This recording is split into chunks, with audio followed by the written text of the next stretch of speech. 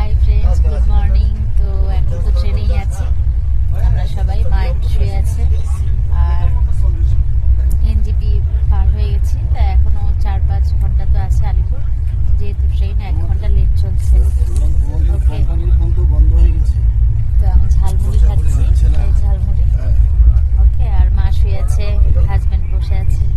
তো মেয়েকে ফোন করছি একটু পর পর, ভালো লাগছে না, মেয়েকে ছেড়ে তো থাকি নেই, এটাই সব থেকে বড় কথা।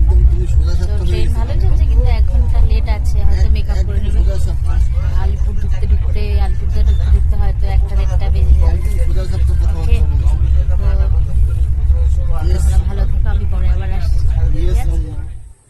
তো বন্ধুরা, এখন আমি একটু হাঁটাহাঁটি করছি, বাড়িতে পৌঁছে গেছি দুপুরবেলায় 1টার দিকে। তো আমি ভিডিওতে আসতে পারিনি আগে, কারণ এসে ঘুমিয়ে পড়েছিলাম খাওয়া দাওয়া করে, খুব টায়ার্ড লাগছিল শরীরটা। এখন একটু বেরোলাম, তো হাঁটছি এখন একটু। ওকে, তো মেয়ে ঘরে নেই না, ভাল লাগছে না, মেয়ে ঘরে নেই, একটা ফাঁকা ফাঁকা ভাব। ও তো কলকাতা বারবারই ফোন করছি ওকে, কেমন আছিস মা, কেমন লাগছে? বলি ঠিকই আছি। ওখানকার ওয়েদারও ভালো, আমাদের এখানে খুব গরম। ওকে, তো চা খেয়েছি, মাকে দিলাম, আমি খেলাম, ঠিক আছে? তো সত্যি বাইরে থাকাও যাচ্ছে না, গরম।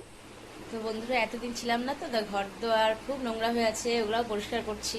এখন ভিতরে ঘরটা করছি। দিনের বেলায় আমার হাজবেন্ড অনেক কিছু পরিষ্কার করেছে।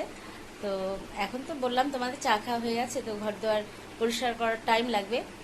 আর এত গরম না এখানে, সত্যি খুব গরম। আর মেয়েকে ফোন করছি বারবার, ও ভালো আছে, এটাই ভালো লাগছে শুনে, ভালো আছে, ঠিক আছে? তো কালকে আমি আবার আসবো, কয়েকদিন তো কাজ একটু বাড়বেই, ঠিক আছে? তো তোমরা ভালো থেকো অবশ্যই, কালকে আবার আসছি, টাটা।